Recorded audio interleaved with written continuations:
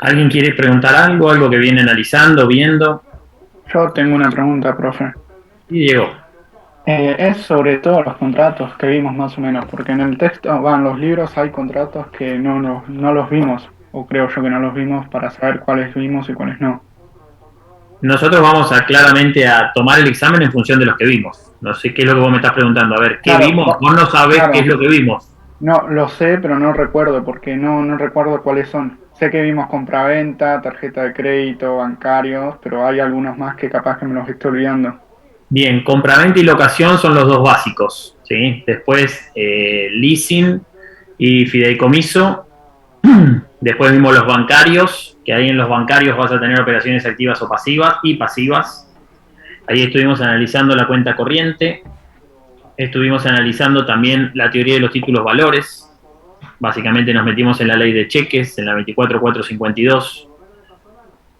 Estuvimos analizando la teoría de los títulos valores, este tema de la abstracción, la autonomía, la literalidad, ¿sí? El endoso, la manera de crear un derecho nuevo, la diferencia con la cesión de créditos.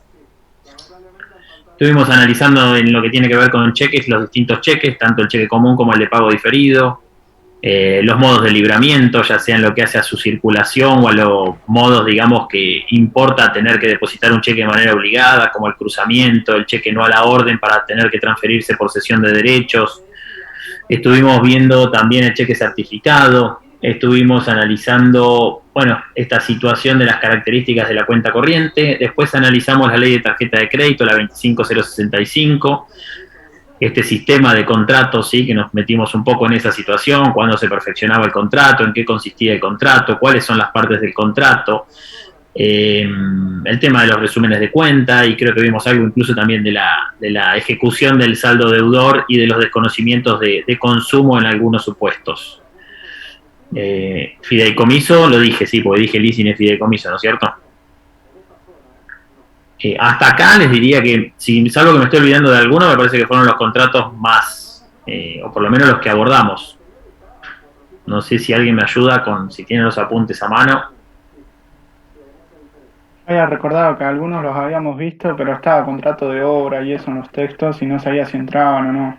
Contrato de obra, servicio, y cuando vimos servicio también no se olviden que también paseamos un poco por el derecho laboral y la ley de contrato de trabajo y la diferencia o las diferencias entre el contrato de trabajo y la locación de servicio. Esto porque lo pide el programa. El contrato de trabajo no lo van a encontrar en el libro de Boreto y Kemelmacher, si no me falla la memoria, salvo alguna referencia a algún artículo.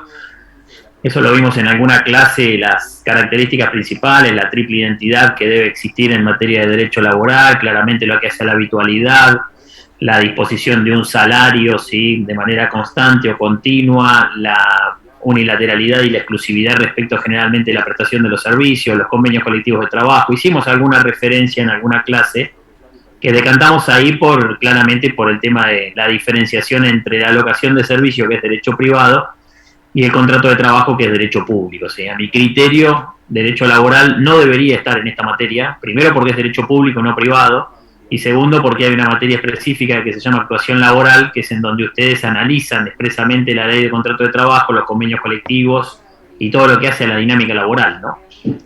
Pero lo di porque está en el programa, o sea, tengo una exigencia por parte del titular, que fue quien armó el programa actual y vigente, o por lo menos lo modificó en función del programa anterior, y si alguno tuviese que ir a coloquio, yo sé que el derecho laboral lo evalúan, me siguen. O sea, si alguno tiene esa situación, sepa que está incluido dentro de los puntos donde otro docente o el propio titular puede evaluarlos en esa situación.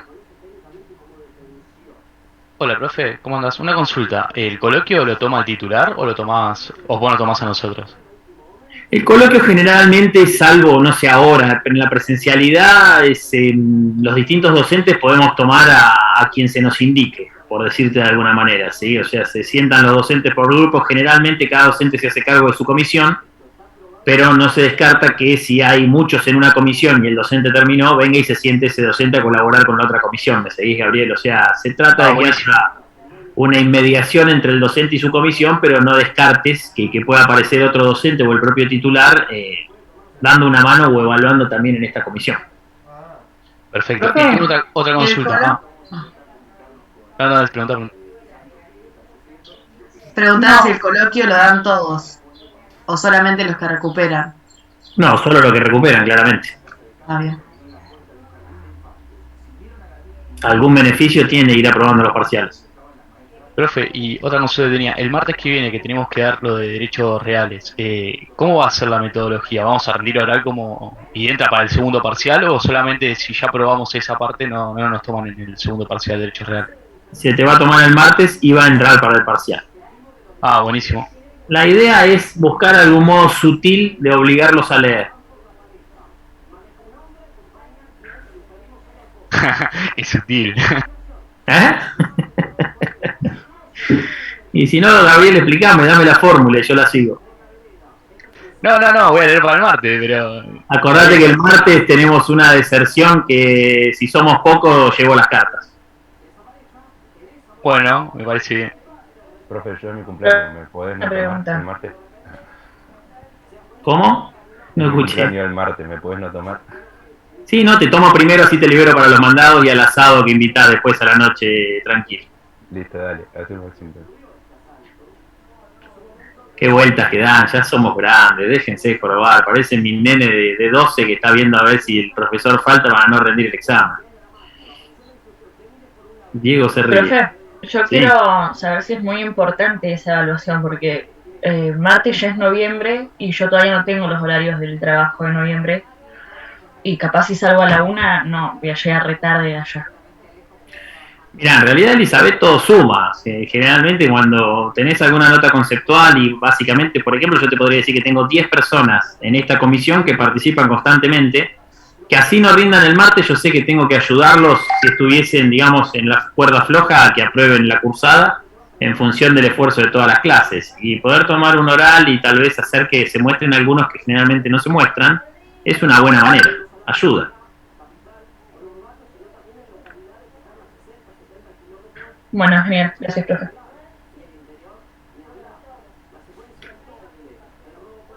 Profe, yo tengo una consulta Sí, claro. de derechos reales. Porque me puse a leer y en una parte yo me tuve que ir, la clase pasó un ratito antes, y tenía dudas sobre un par de temas que no sé qué tan profundidad hay que darle. Que es el de conjunto inmobiliario, las garantías reales, y algunos que son el warrant, la antícresis y la hipoteca. Mirá, la hipoteca es fundamental, la antícresis lo vimos en la clase. Los conjuntos inmobiliarios tal vez tienen una complejidad que incluso hay mucha reglamentación, pero tener una noción de qué se trata.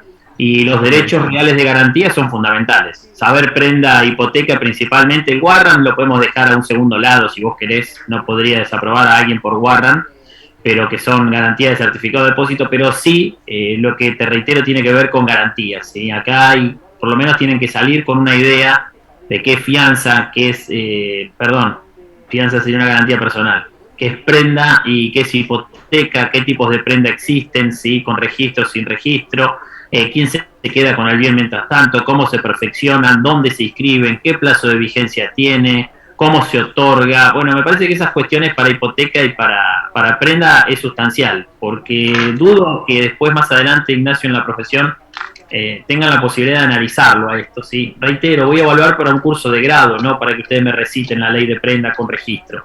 Y de hipoteca lo mismo, qué características tiene que tener la hipoteca como para poder constituirse, que tiene que ser por escritura pública, que tiene que tener cierta identidad, respetar el principio de especialidad, que también tiene un plazo de vigencia, que claramente eso habilita después acciones ejecutivas en ambos supuestos. Bueno, hay cuestiones que me parece que ya tienen que estar en el escenario de conocimiento de ustedes, ¿sí? Incluso para poder generar un registro en la contabilidad respecto a este tipo de cuestiones, ¿sí? Yo he escuchado cuando, ahí te termino, Ignacio, cuando me acuerdo cursé contabilidad, estaba Conta 1, creo que era como le llaman ustedes, el docente que estaba a cargo del aula dijo que prendaba un inmueble. Yo claramente casi me infarto cuando el profesor que enseñaba contabilidad 1 dijo que prendaba un inmueble. Levanté la mano y le dije a ver cómo hacía. Me miró, se dio cuenta que le estaba tomando un poco el pelo, ¿no? Me miró y me dijo, ¿cómo hago? Sí, le digo, porque no se puede prender un inmueble, profesor. Bueno, creo que me hizo las 1200 maldiciones, dijo, bueno, pero es un ejemplo, sí, pero es un mal ejemplo, le digo, porque usted está ahí dando por supuesto. Encima había entregado la fotocopia, el práctico estaba publicado, o sea, era una barrabasada tremenda, ¿sí? Y yo que no me puedo quedar callado, Gabriel se ríe, claramente aproveché y marqué el error. Después me lo hizo padecer, me fui a recuperatorio general, como ustedes imaginarán, y terminé yendo el sábado con la regla, la escuadra y todo el estado de resultados completo como para tratar de aprobarlo. Y el profe de los sábados era más piola. De hecho, creo que terminé tomando mates y viendo para que me ayudara, para que me diera el sumas y saldos, que creo que le había errado un par de cuentas y se me complicaba a las 11 de la mañana el recuperatorio general. Pero bueno, anécdotas, ¿sí? Para que se los cuento, para que se den cuenta que hay cosas que son muy gruesas y que ya tienen que estar en el entendimiento de ustedes. ¿Sí? Ustedes ya tienen que estar sabiendo que es una prenda o qué es una hipoteca y qué características o cómo se otorga, ¿sí? Algunas situaciones básicas, reitero, no probablemente que me reciten los 40 o 50 artículos que pueden comprender a la hipoteca. ¿Se comprende, Ignacio? Sí, profe, perfecto. De hecho, creo que este manual de Aida y de Boreto tiene un enfoque, si vos querés, si bien te puede citar algunos artículos completos que te pueden exigir o pensar que te está exigiendo de memoria, tiene un abordaje bastante, digamos, acorde a un curso de grado. Descartá de todo lo que me dijiste si querés o muy por arriba, solo que es el guarda. Lo demás, tratá de repasarlo o de tenerlo bien. Joya, sí, lo leo como para tener una idea y ya después lo otro lo estudio como me dijiste. ¿Alguien más tiene alguna duda o alguna situación que les surgió de la lectura? La idea de hoy es bien relajado, usen esta clase para eso. Profe, yo quería saber si podía explicar la publicidad de la posesión. La publicidad de la posesión. En realidad, el mejor ejemplo que yo les diría que existe para esa cuestión es la usucapión. Fíjense ustedes que en realidad la publicidad de la posesión es el acto efectivo en sí. Esto es plantar árboles, limpiar el terreno, nivelarlo, construir una casa, poner un portón de entrada.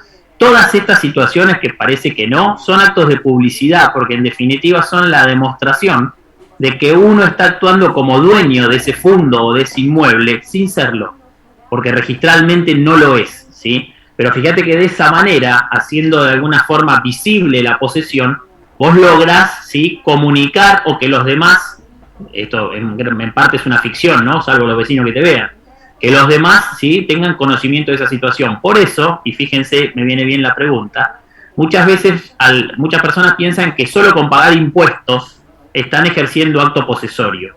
Y la jurisprudencia ha dicho que pagar un impuesto no alcanza para ejercer un acto posesorio. Y ahí es donde, fíjate, con un tema bien práctico, uno se da cuenta de qué es verdaderamente poseer. Para poseer tiene que ser real, no ficto, no creado, no inventado. Yo tengo que haber estado, haber ido al inmueble, estar ahí, hacer cosas concretas sobre el inmueble. No puedo yo claramente, si nunca viajé a Canadá, plantear una posesión en Canadá. ¿Me siguen? El otro día les cuento algo llamativo. Cuando anduve por el Tigre, por unas cuestiones de laburo, y paseando, me encontré que en algunos canales, por ejemplo, hay unos carteles que dice municipio de Tigre, posesión o terreno en posesión, con un cartel, ¿no? Como dando a entender la municipalidad de Tigre que la propia municipalidad, esto es el Estado municipal, está ejerciendo actos posesorios sobre, imagino, esas islas que quedan junto enfrente al Parque de la Costa, si no me acuerdo mal. Ahora yo me pregunto, ¿alcanza la mera colocación de un cartelito para verdaderamente probar un acto posesorio? ¿No tendría que tener el título del terreno? No, bueno, si querés la posesión es porque no tenés el título del terreno, salvo que quieras hacer una posesión de 10 años, una corta, en donde sí tenés el título. Probablemente tenés un boleto, pero la sociedad que te lo vendió se extinguió, entonces no puedes escriturar. Un ejemplo de una prescripción corta, ¿no? Pero generalmente las prescripciones, por lo menos las que nos vamos a cruzar, no suele darse que tienen el título, ¿sí? No tienen ni el título ni el modo, o sea, lo único que están haciendo es ejerciendo la posesión, mostrándose como dueños en ese fondo o en ese terreno por medio de los actos que yo recién referenciaba más temprano. Ahora, jugando un poco con esta pregunta que realizaba Victoria, ¿alcanza con que la municipalidad de Tigre ponga un cartelito por isla y con eso diga que está ejerciendo actos posesorios? A mi criterio, no. Si vos me decís, che, bueno, pero está bueno porque nadie se va a meter porque sabe que lo va a estar cuidando el municipio, bueno, como un efecto, si vos querés, disuasivo, me gusta el cartel. Ahora, la fotito del cartel y atrás, toda la isla con las plantas crecidas, sin ningún elemento o base fáctica de un acto posesorio. Yo si soy juez te rechazo la usucapión, así seas el municipio de Tigre y así vengas con Sergio Massa detrás. Pero fue una consulta, y lo que está, por ejemplo, lo del Poder Judicial que está cerca de Walmart o Carrefour, le pasa más o menos lo mismo, está todo abandonado, tiene los pastos por 2,5 metros, si No, cada una, pedazo... una cosa es el abandono, otra cosa es el acto posesorio. Lo que está ahí del Poder Judicial, que hay parte que está construido, Gabriel, ahí hay archivos, hay en algunos lugares, no me parece seguramente lo que vos estás referenciando, sino enfrente, creo que está ahí por Taller Claro. Suárez y demás, ahí hay Sí, puede ser. archivos, hay expedientes viejos que están archivados por 10 años para después ser destruidos. Porque hay expedientes que no pueden destruirse de la noche a la mañana porque pueden ser procesos sucesorios, concursales, bueno, algunos procesos requieren de mantenerse en el tiempo porque la destrucción generaría perjuicio o claramente hacer perder algún derecho a alguna de las partes que litigó, ¿sí? Pero un abandono no es tampoco un usucapión. Un terreno abandonado es un terreno abandonado, punto. Es del dueño, está abandonado y nadie lo está queriendo usucapir. Acá lo que estamos analizando es cuando hay un terreno que registralmente está a nombre de un tercero, ¿sí? Y yo quiero ir a ese terreno porque nadie lo está usando y quiero entrar a ese terreno y quiero empezar a construir y quiero empezar a hacerme una chocita y ordenarlo, plantar, ¿sí? Demás. Si esto es de alguna manera continuo, pacífico e ininterrumpido por el plazo de 20 años, yo tengo después de ese tiempo y de ejercer actos posesorios con esas características, puedo ir a tribunales, hacer una demanda titular registral y lograr que el juez dicte sentencia ordenando la inscripción del inmueble a mi nombre. Ah, buenísimo. Ya me los veo a todos, Ok. salen de la cursada y van a comprar un par de chapas y me los veo ahí tomando El Parque terreno. Pereira. La Rambla no porque es espacio público, la Rambla de 32, le aviso por las dudas. Acá en mi ciudad pasó algo así, que hubo un problema de palabra y tuvieron con la casilla rodante como 15 años, hasta que al fin le dieron el terreno y sí, pudieron poner las paredes y cosas así. Pero antes cada cosa que ponían como que se lo hacían destruir porque no podían. O sea, solamente estaban con la casilla rodante. Bueno, pero a ver, acá es por eso digo, y traten, si se puede, de grabar estas tres características, pacífico, continuo e ininterrumpido. Si yo me meto en un terreno y me meten una denuncia penal por intrusión, me lo hace el titular registral, se terminó mi posibilidad de usucapir, muchachos. A ver, esto es muy sencillo, se terminó lo de pacífico, ¿sí? O voy solamente en el verano nada más y clavo la casilla en el verano, en el mejor inmueble, en el mejor terreno de Cariló, solamente 30 días, y no, tampoco, no es continuo, ¿sí? No es ininterrumpido, o sea, tiene que tener estas características. Y si ustedes conocen a alguien que dice, che, me parece que me van a usucapir el terreno, bueno, hay que tratar de hacer todo lo posible jurídicamente como para demostrar de que esa posesión no es pacífica y de que esa posesión está teniendo una repulsión por parte del titular registral. Porque, reitero, la prescripción adquisitiva o usucapión se va a perfeccionar en tanto y en cuanto se den dos cosas: paso del tiempo e inacción del titular registral. Esto parecido a lo que vimos en la prescripción liberatoria de las obligaciones, que ahí es paso del tiempo más inacción del acreedor. O sea, el acreedor no me inicia juicio, no me intimó, no me mandó carta documento, no suspendió ni interrumpió la prescripción. Profe, profe, Sí.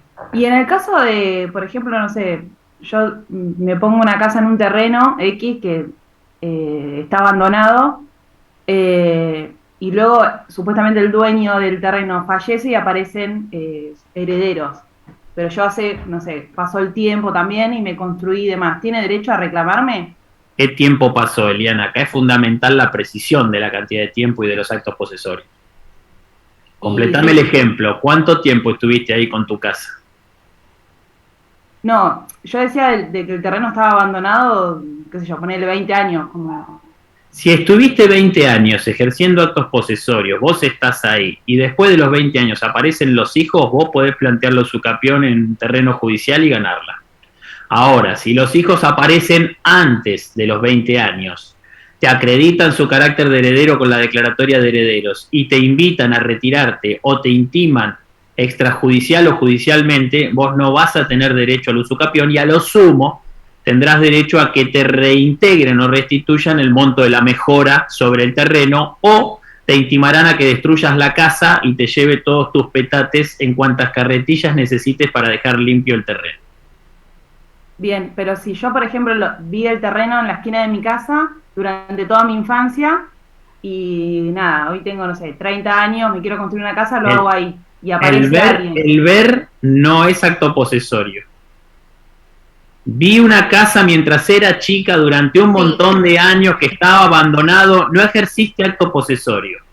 Ahora, Ponele- distinto es, ahí estoy, Diana, dame un segundo que redondeo la idea. Listo. Distinto es, viste el terreno abandonado, entraste al terreno abandonado, pusiste un cerco, pusiste un alambre, plantaste un árbol, nivelaste el terreno, pusiste un pluvial, pusiste 3 caños, construiste una casa, esos son actos posesorios. Los actos posesorios, y en esto va lo de la publicidad, y acá arrancó todo el lío de la clase, lo hizo Victoria, que preguntó, y bueno, ¿y cómo publicito, sí, la posesión? Bueno, todo eso dio para charlar y conversar de estos ejemplos, para algo que es muy teórico, bajarlo a la realidad, ¿sí? Bajarlo a ejemplos bien concretos. ¿Quedó Eliana? No. Sí, sí, sí.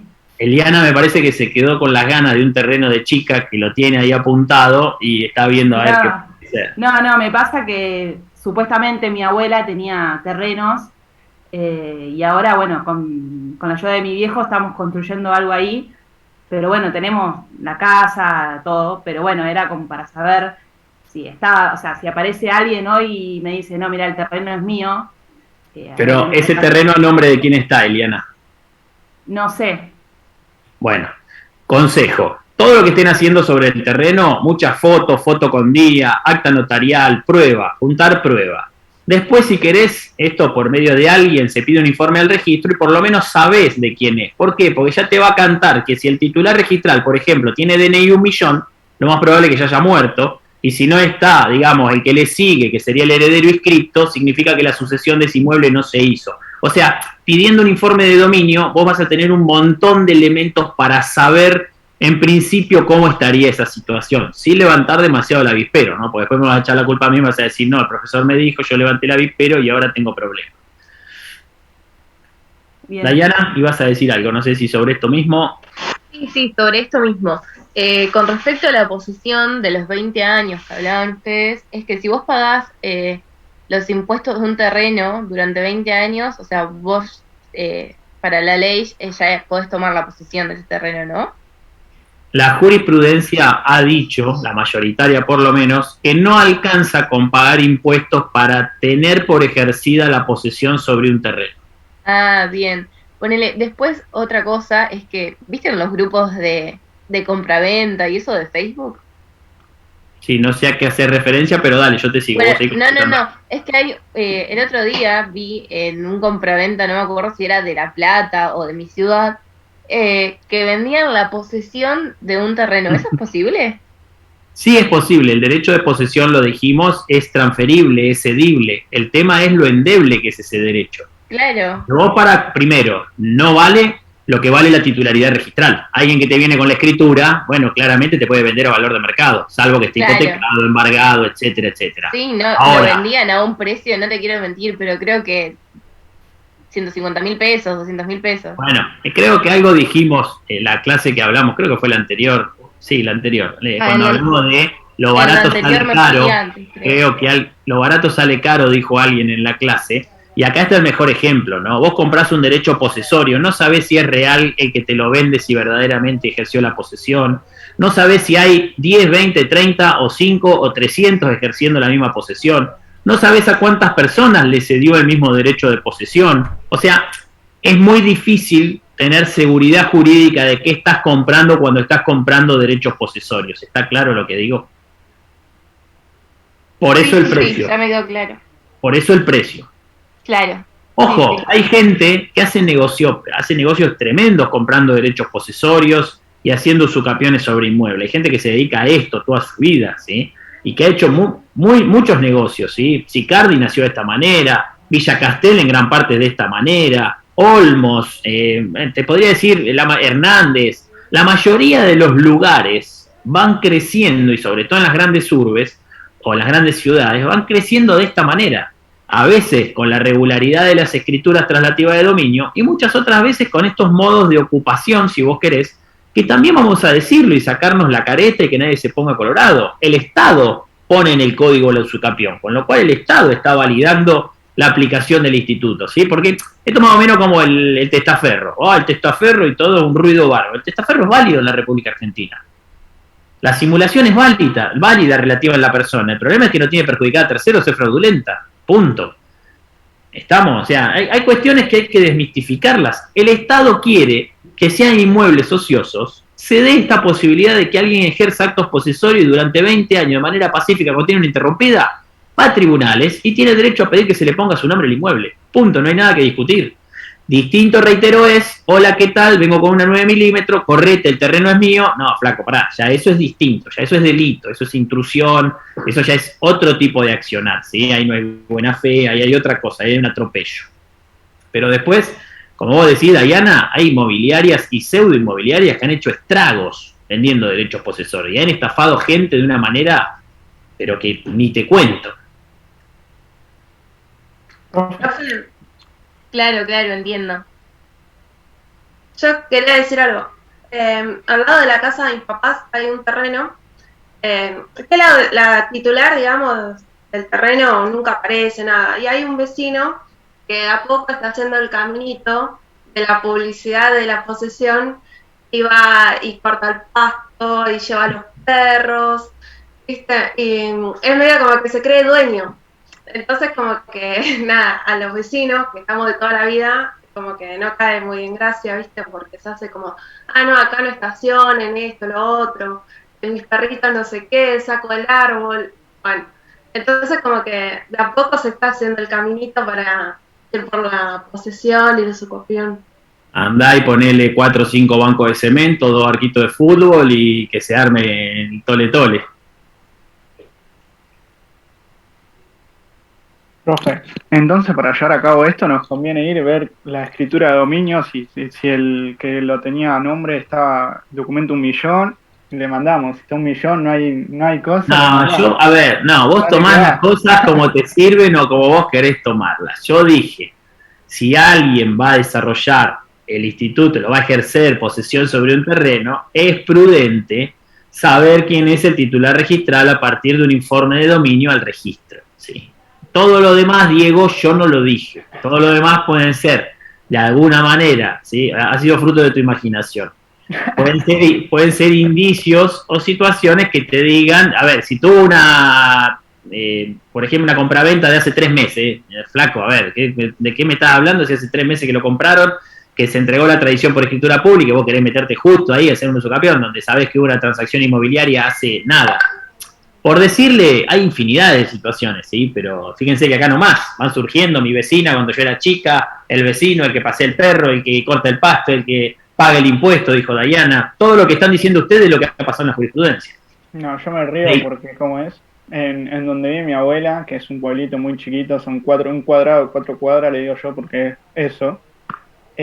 Pasó mucho esto. Agarraron casa, hay una persona que tiene como 5 casas, ninguna está a nombre de él, pero tiene de él. Vos decís, no, esta casa es mía, esta es mía, esta es mía. Medio pueblo tiene más o menos. Y nada que ver, porque en los papeles no está nada. Estudió derechos reales. Profe, yo tengo una duda, porque si yo me voy a La Rioja, a un terrenito ahí, me lo agarro, pero en el lugar más recóndito de La Rioja, que no me ve nadie, ¿puedo hacer tranquilamente su capión? ¿O solamente es si el terreno es dueño de alguien que no...? La República Argentina no te está indicando que vos tenés que ser ciudadano de ese municipio. Con lo cual, si vos querés, podés ir a Ushuaia, podés ir a donde vos quieras, hasta una isla te podés elegir, Gabriel, si querés. Listo, creo que por ahí va un poco más con tu perfil. Qué malo. Profe, el martes rendimos de nuestros nuevos terrenos. Acuérdense de mí después si hacemos negocios en conjunto. La clase de derechos reales, la única forma de generarles un interés a ustedes es de esta manera, se dan cuenta, ¿no? Son una manga interesados. O tenemos que hablar de la China Suárez para que se dediquen a hablar 20, 30 minutos y prender las cámaras, o tenemos que hablar del usucapión. Después les hablo de fideicomiso, leasing, tarjeta de crédito, salen todos corriendo, apagan las cámaras, empiezan a ver qué poco toman nota para ver qué reproducen después. Ernesto se ríe. ¿Qué más? Victoria, creo que quedó claro, ¿no? La publicidad y la tradición, me parece que tenés para hablar un largo rato.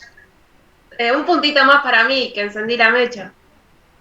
¿De qué? No sé qué estás pidiendo. Si a alguien le sobra terreno, le avisa a Victoria, por favor. Está mangueando nota, profe, me parece. Claro, para el martes, un puntito más. Tengo mala memoria después. Profe, ¿y no puede ser que hay veces en las que hay que como pagarle plata al Estado cuando te querés apropiar de algún terreno o algo de eso? No, a ver, el Estado va a cobrar, Valentina, el impuesto inmobiliario, probablemente tasa de seguridad e higiene, si es que quedase en algún lugar en donde estuviese, qué sé yo, barriendo, tuviera algún servicio de alumbrado público, alguna situación también municipal, pero para ejercerlo el usucapión, no, verdaderamente el Estado no te dice que pagues una tasa de usucapión. Sí, lo que hay que hacer, esto desde el punto de vista de procedimiento, se los cuento porque están tan interesados que les cuento un poco más el finito. Cuando se inicia el juicio de usucapión, lo que hay que hacer es un plano de usucapión, y para ese plano de usucapión hay municipalidades que piden que el impuesto inmobiliario esté al día, ¿sí? Pero esto es por un requisito, digamos, del plano de usucapión, que es una formalidad que requiere el juicio, ¿sí?, propiamente dicho, de prescripción adquisitiva. O sea, antes de que vos sortees la demanda, tenés que haber contratado un agrimensor y ese agrimensor haber realizado el plano expresamente de usucapión, así se llama, creo que es el artículo 527 o 67 del Código de Procedimiento Civil y Comercial de la Provincia de Buenos Aires, que es el que te establece esa formalidad. Y ahí se te exige que pagues, para hacer el plano y registrarlo en catastro, que pagues ese, digamos, impuesto inmobiliario y lo dejes al día. Y una vez que sale la sentencia, este es el otro pago, generalmente el Estado paga por la inscripción de la sentencia en el registro de la propiedad inmueble. Creo que paga un 3%, si no me falla la memoria, de lo que tiene que ver con todo el terreno conjunto que vos vas a inscribir. Por lo menos de las últimas usucapiones que yo tramité sentencias, esos eran más o menos los costos, Valentina, que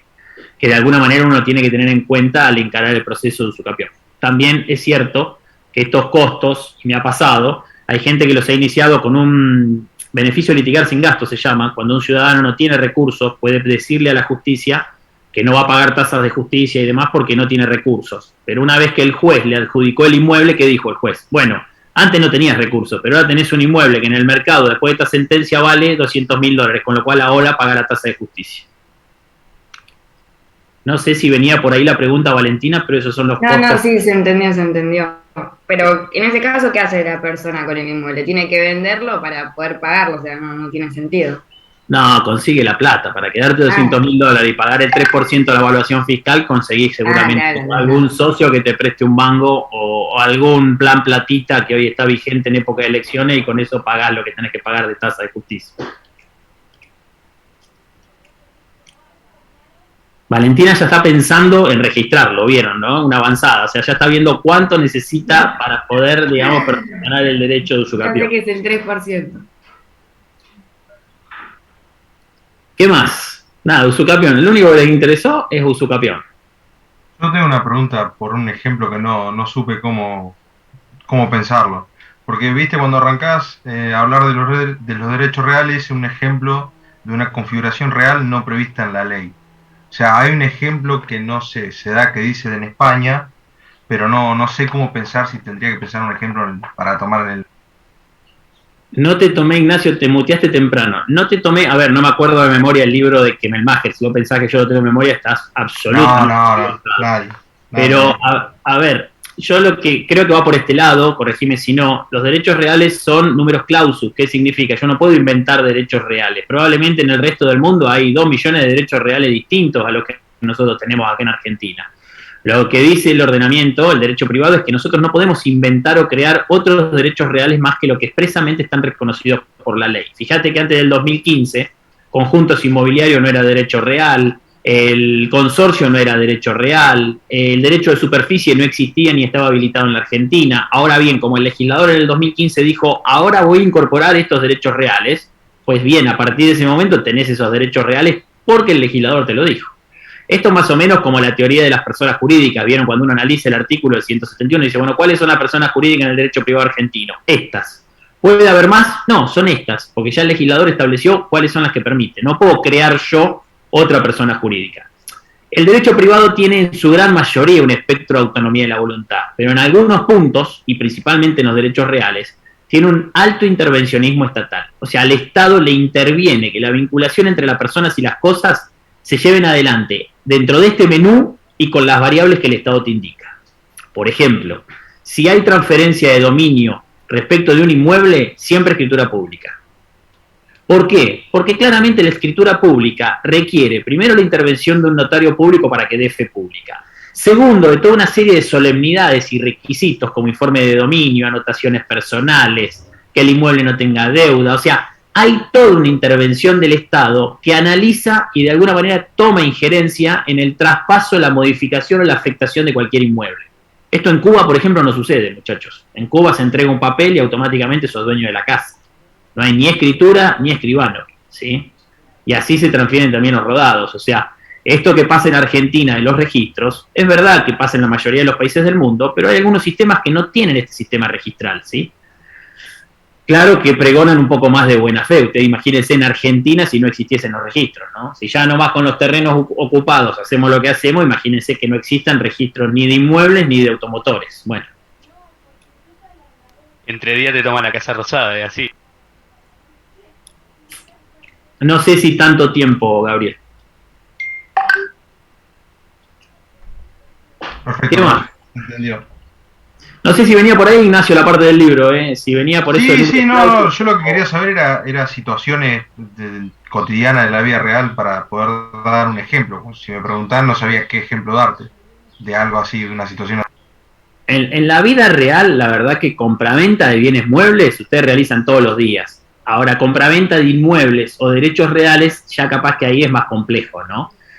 La adquisición de un bien mueble registrable o la adquisición de un bien inmueble probablemente es para una esfera un poco más grande, ¿sí? En el escenario de ustedes en la participación, lo mismo una hipoteca, una prenda, ¿sí? Lo mismo, qué sé yo, un usufructo, un derecho de servidumbre. Son la mayoría, fíjate que son situaciones que ya es de la mayoría de edad en adelante. Ahora, si yo te hablo de una compraventa y ya desde que tenés uso de razón y capacidad para contratar, hiciste compraventa, contrataste servicio y un montón de situaciones. Por ahí los derechos reales cuesta más identificarlo, porque además requieren de formalidades, ¿sí? Escrituras públicas, intervención de notario, registraciones. Por eso tal vez es más difícil imaginárselo. Perfecto. ¿Quién más? Aprovechen, no, hoy no voy a desarrollar temas, ¿eh? Aprovechen a sacarse dudas o planteo de cómo encarar el estudio o qué incorpora, qué no. Ian. Yo le quería preguntar sobre la diferencia entre lo que es la acción confesoria y la acción negatoria. Sí, ahí, estamos hablando dentro de lo que tiene que ver con las acciones reales, que se llaman. Ustedes vieron que nosotros vimos acciones respecto al cobro de un crédito en materia obligacional y después tenemos acciones reales. Hay acciones que, más allá de lo que dice el código, algunas son para hacer valer tu derecho y mostrarte como titular, ¿sí? Y en alguien que te puede estar disputando, bueno, claramente presentar los papeles, los títulos y ahí vos te transformás en titular.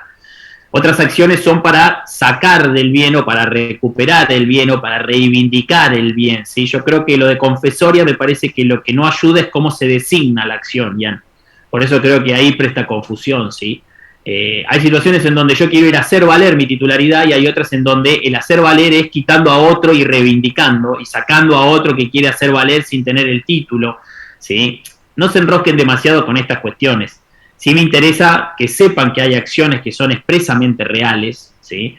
Que es en lo que tiene que ver con o reconocerte como dueño y titular o en lograr la reivindicación de un bien, ¿sí? Todas estas situaciones claramente que son jurisdiccionales, pero está bueno que ustedes conozcan que hay acciones específicas, que no son las de cobrar un crédito, ¿sí? Reitero que acá estamos entre personas y cosas. Entonces, este capítulo de derechos reales tiene su propio ejercicio, digamos, de acciones específicas. Así como allá vimos la de cobro directo, la subrogatoria, todas esas situaciones, acá estamos viendo estas que está relacionando Ian, ¿sí? La confesoria, la reivindicatoria, todas estas acciones que te permiten de alguna manera convalidar o hacer valer tu titularidad respecto del bien. Esto que dijimos, oponible erga omnes, bueno, esta es la manera de hacerlo defender. Y además también vimos como característica lo de ser rey persecutorio. ¿Qué significa? Yo puedo perseguir la cosa mía, ¿sí? De manos de quien la tenga. Bueno, para eso están estas acciones, ¿sí? De alguna manera reales, que son, a mi criterio, ya está antigua hasta la denominación, Ian. Esto viene de los romanos, viene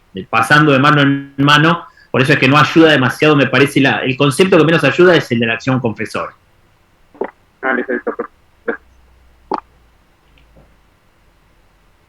¿Qué más? Está bueno, me pongo contento que van leyendo, así no se les junta después todos los últimos 2 días. O 3. ¿Alguien más?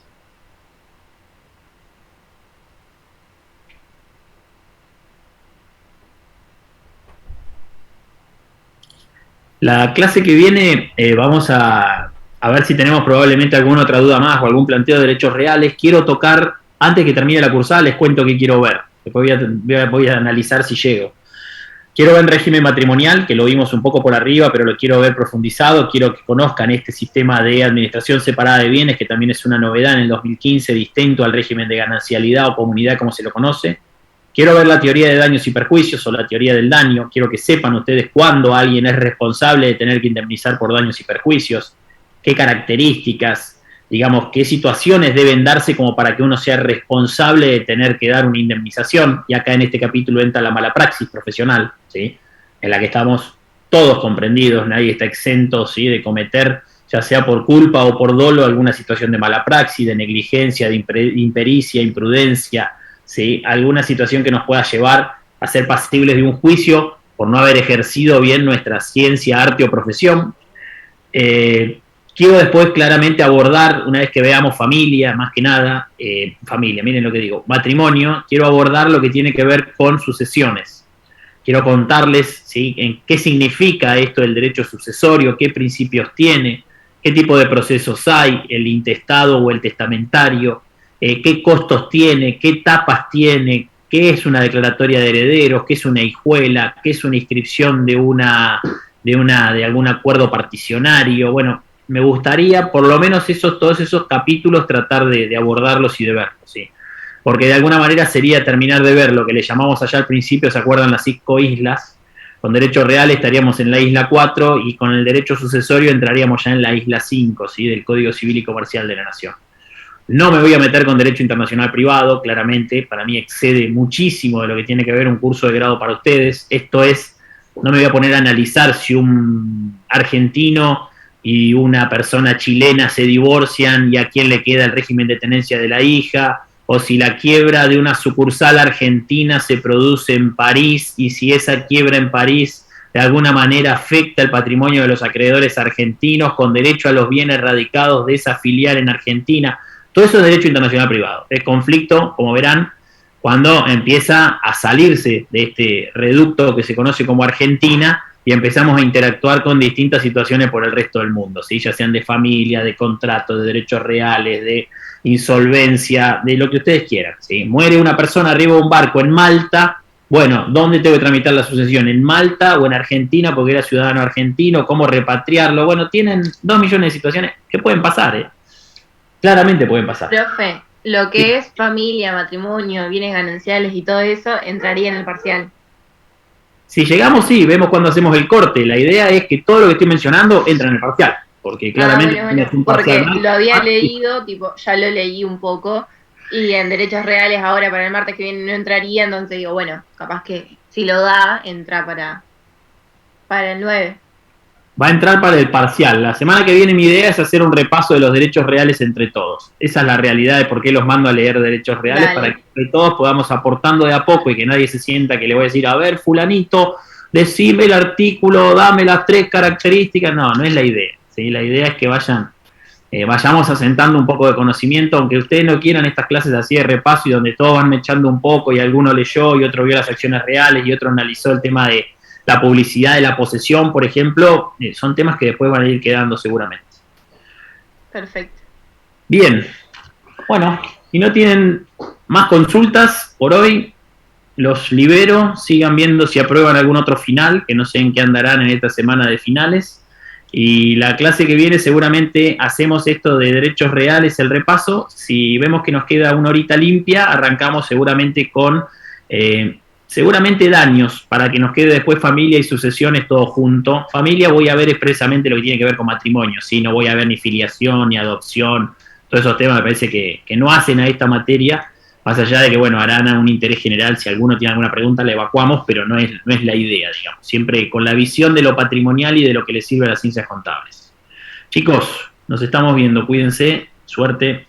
Profe, gracias. Nos vemos. Gracias.